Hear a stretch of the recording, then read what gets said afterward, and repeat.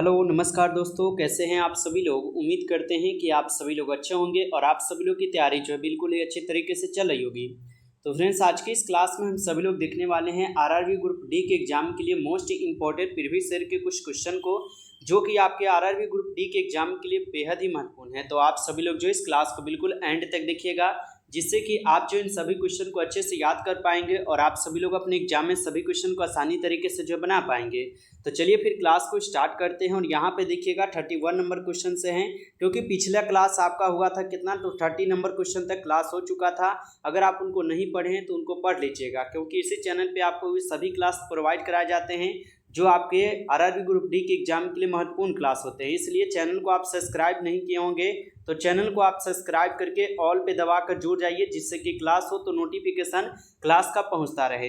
तो चलिए यहाँ पे देखते हैं हम सभी लोग 31 नंबर क्वेश्चन से आंसर है कि बाबर ने सर्वप्रथम पादशाह की पदवी धारण कहाँ की थी। काफ़ी इंपॉर्टेंट क्वेश्चन है, आंसर लगाइएगा आप सभी लोग हमारे साथ कि बाबर ने सर्वप्रथम पादशाह की पदवी धारण कहाँ की थी।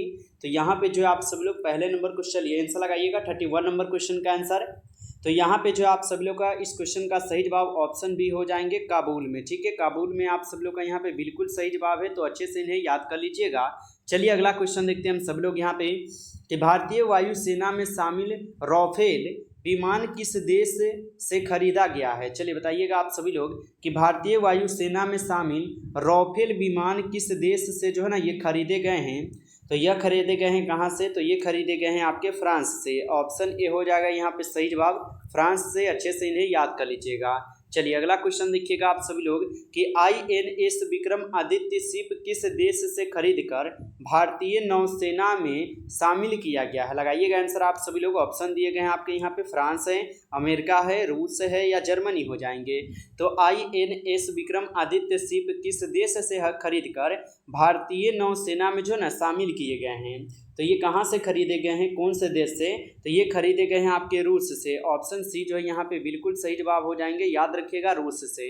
अगला क्वेश्चन देखिएगा आप सभी लोग, निम्नलिखित में से किस देश के निकट सुएज नहर स्थित है। काफ़ी इंपॉर्टेंट क्वेश्चन है, आंसर लगाइएगा आप लोग हमारे साथ कि निम्नलिखित में से किस देश के निकट यहाँ पे सुएज नहर स्थित है। ऑप्शन दिए गए हैं मिस्र, जापान, रूस या भारत हो जाएंगे। तो यहाँ पे जो है 34 नंबर क्वेश्चन का सही जवाब क्या होगा, तो 34 नंबर क्वेश्चन का सही जवाब ऑप्शन ए हो जाएंगे, मिस्र हो जाएंगे। ऑप्शन ए कीजिएगा आप सभी लोग सही जवाब। चलिए अगला क्वेश्चन देखिएगा आप सभी लोग कि वियतनाम देश की मुद्रा क्या है। काफ़ी इंपॉर्टेंट क्वेश्चन है, आंसर लगाइएगा। वियतनाम देश की मुद्रा क्या है। ऑप्शन दिए गए हैं आपके यहाँ पे डॉलर है, एन है, डोग है या वान हो जाएंगे।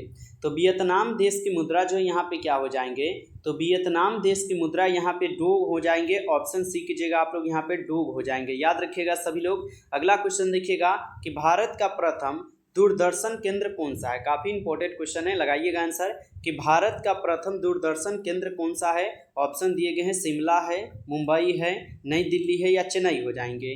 तो यहाँ पे 36 नंबर क्वेश्चन का सही जवाब क्या होगा, तो 36 नंबर क्वेश्चन का सही जवाब ऑप्शन यहाँ पे आप सब लोग का सी हो जाएंगे, नई दिल्ली। तो ऑप्शन सी को आप सभी लोग यहाँ पे सही जवाब कीजिएगा, नई दिल्ली है, याद रखिएगा। अगला क्वेश्चन देखिएगा कि युगांडा देश की राजधानी क्या है। लगाइए सभी लोग आंसर, युगांडा देश की जो है यहाँ पे राजधानी क्या है।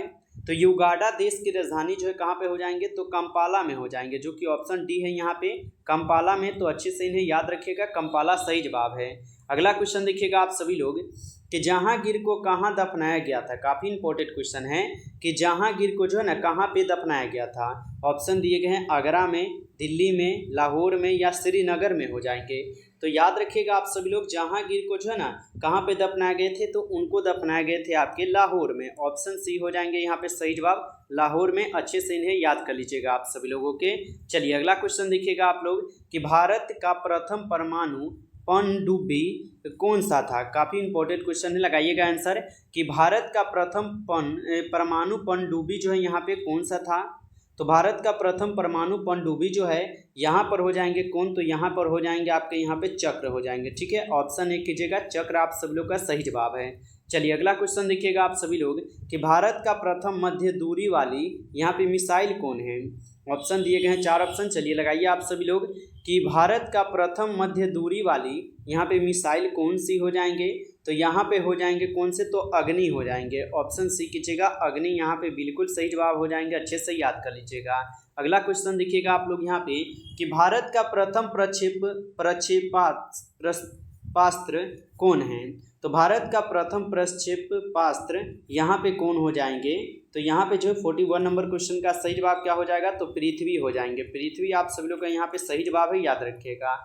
चलिए अगला क्वेश्चन दिए गए हैं, निम्नलिखित में से किस यूरोपीय शक्तियों ने शिवाजी को तोपें प्रदान की थी। लगाइए आंसर सभी लोग कि निम्नलिखित में से किस यूरोपीय शक्तियों ने शिवाजी को तोपें प्रदान की थी। ऑप्शन दिए गए हैं आपके यहाँ पे, पुर्तगाली है, डच है, अंग्रेज है या फ्रांसीसी हो जाएंगे। तो निम्नलिखित में से किस यूरोपीय शक्तियों ने शिवाजी को तोपें प्रदान की थी, तो ये किए गए थे किसके द्वारा, अंग्रेज के द्वारा। ऑप्शन सी जो है यहाँ पे बिल्कुल सही जवाब है, अंग्रेज के द्वारा, याद रखिएगा। अगला क्वेश्चन देखिएगा आप लोग कि शिवाजी के साम्राज्य की राजधानी कहाँ थी। काफी इंपॉर्टेंट क्वेश्चन है कि शिवाजी के साम्राज्य की राजधानी कहाँ है। तो शिवाजी के साम्राज्य की राजधानी जो है कहाँ पर थी, तो रायगढ़ छत्तीसगढ़ में थी, जो कि ऑप्शन बी हो जाएंगे यहाँ पे, रायगढ़ छत्तीसगढ़। तो अच्छे से याद कर लीजिएगा आप सभी लोग, ऑप्शन यहाँ पे बी जो है बिल्कुल सही जवाब है इस क्वेश्चन का। अगला क्वेश्चन देखिएगा कि एक नेता किस प्रकार का सम्मान पा सकता है। बताइए कि एक नेता किस प्रकार का सम्मान जो है पा सकता है। आप सभी लोग आंसर लगाइएगा क्या होगा।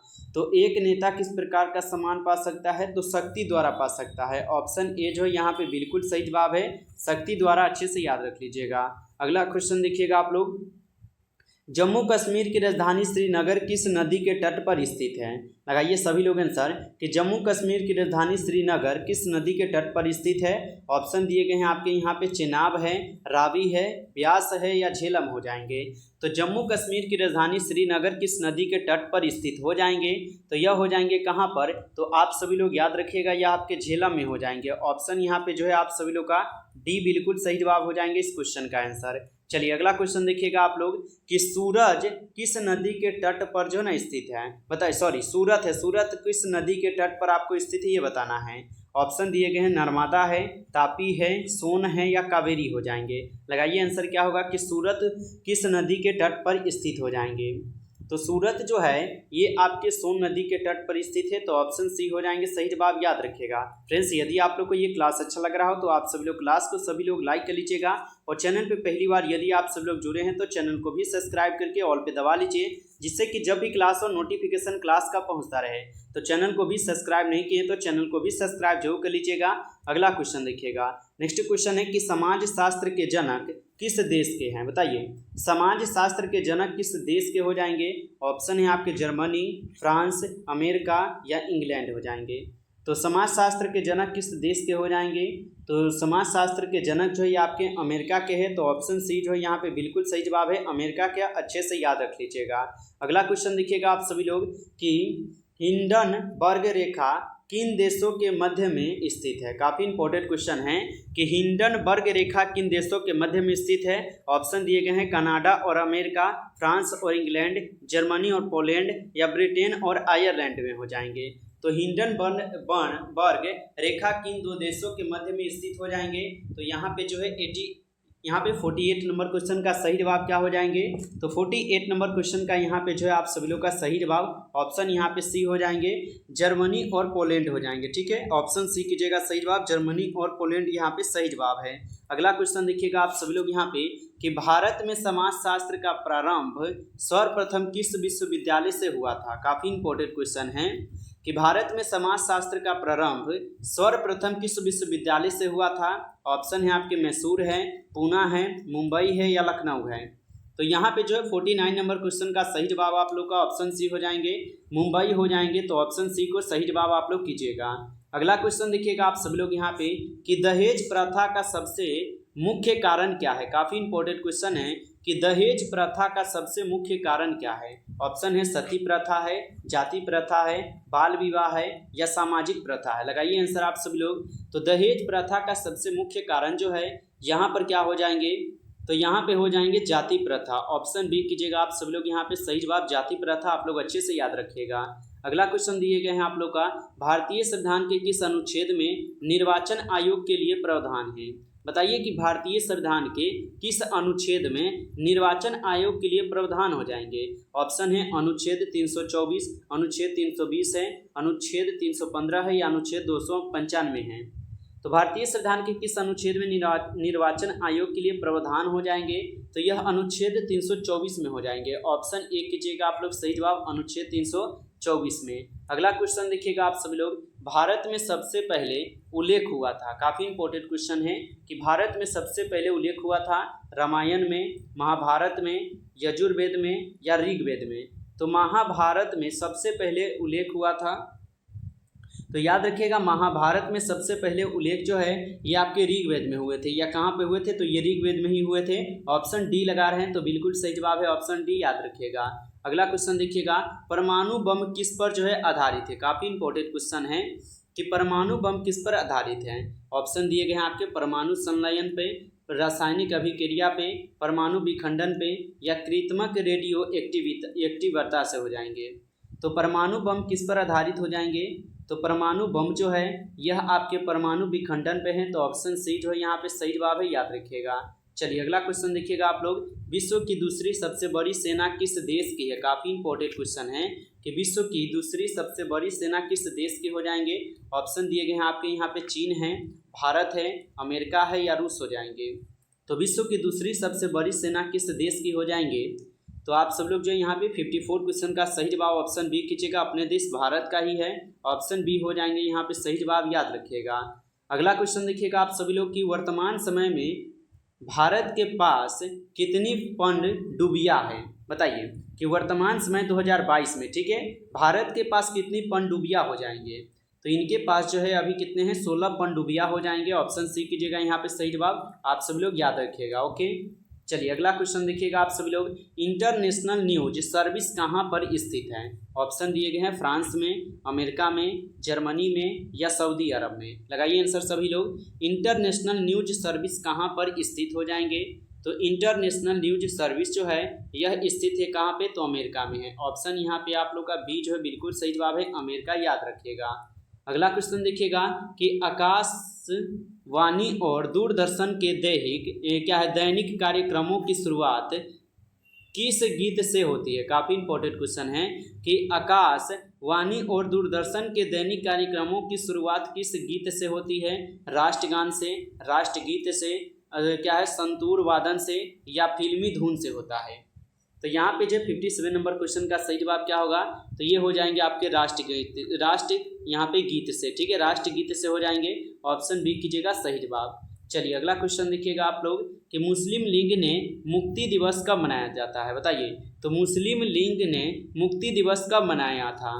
1939 में, 1945 में, 1948 में या 1952 में? तो मुस्लिम लीग ने मुक्ति दिवस कब मनाया था? तो यह मुक्ति दिवस मनाए हुए थे कब? तो 1939 में मनाए थे। ऑप्शन ए जो है यहाँ पे बिल्कुल सही जवाब है, 58 क्वेश्चन का आंसर। नेक्स्ट क्वेश्चन देखिएगा, राष्ट्रीय गीत वंदे मातरम को पहली बार कब गाया गया था? काफी इंपॉर्टेंट क्वेश्चन है कि राष्ट्रीय गीत वंदे मातरम को पहली बार जो है कब गाया गया था? 1896 में, 1910 में, 1922 में या 1930 में? तो राष्ट्रीय गीत वंदे मातरम को पहली बार कब गाया गया था? तो इनको कब गाए थे? तो इनको गाए गए थे 1896 में। ऑप्शन ए जो है यहाँ पे बिल्कुल सही जवाब है, अच्छे से याद रख लीजिएगा। अगला क्वेश्चन देखिएगा आप लोग कि बम्बई, मद्रास और कलकत्ता में उच्च न्यायालयों की स्थापना कब हुई थी? काफी इंपॉर्टेंट क्वेश्चन है कि बम्बई, मद्रास और कोलकाता में उच्च न्यायालयों की स्थापना कब हुई थी? 1851 में, 1861 में, 1880 में या 1893 में? तो बम्बई, मद्रास और कोलकाता में उच्च न्यायालयों की स्थापना की गई थी 1861 में। तो ऑप्शन यहाँ पे जो है आप सब लोग का बी हो जाएगा सही जवाब, याद रखिएगा। चलिए इसका आंसर आप सब लोग दीजिएगा यहाँ पे कि भारत में किसी राज्य की विधानसभा के सदस्यों की न्यूनतम संख्या कितनी हो सकती है? बताइए भारत के किस राज्य की विधानसभा के सदस्यों की न्यूनतम संख्या कितनी हो सकती है? 50, 60, 75 या 90 हो जाएगा। इसका आंसर आप सब लोग को कमेंट करके बताना है। तो आप सब लोग जो है 61 नंबर क्वेश्चन का आंसर कमेंट करेंगे और इसके बाद जो है आपके 61 नंबर क्वेश्चन से जो क्लास होंगे आपके नेक्स्ट वीडियो में आने वाले हैं। तो आप सभी लोग चैनल पर पहली बार जुड़े हैं तो चैनल को आप सब लोग सब्सक्राइब कर लीजिए, जिससे कि क्लास हो तो नोटिफिकेशन पहुँचता रहे। तो चैनल को सब्सक्राइब करके ऑल पे दबा लीजिए, और क्लास अच्छा लगा हो तो क्लास को लाइक कर लीजिएगा। साथ ही साथ आप सभी लोग अपने ग्रुप दोस्त यहाँ के आप लोग सब तर यहाँ पे इस क्लास को शेयर करना है। तो चलिए फिर मिलते हैं आपसे नेक्स्ट क्लास में, तब तक के लिए जय हिंद जय भारत।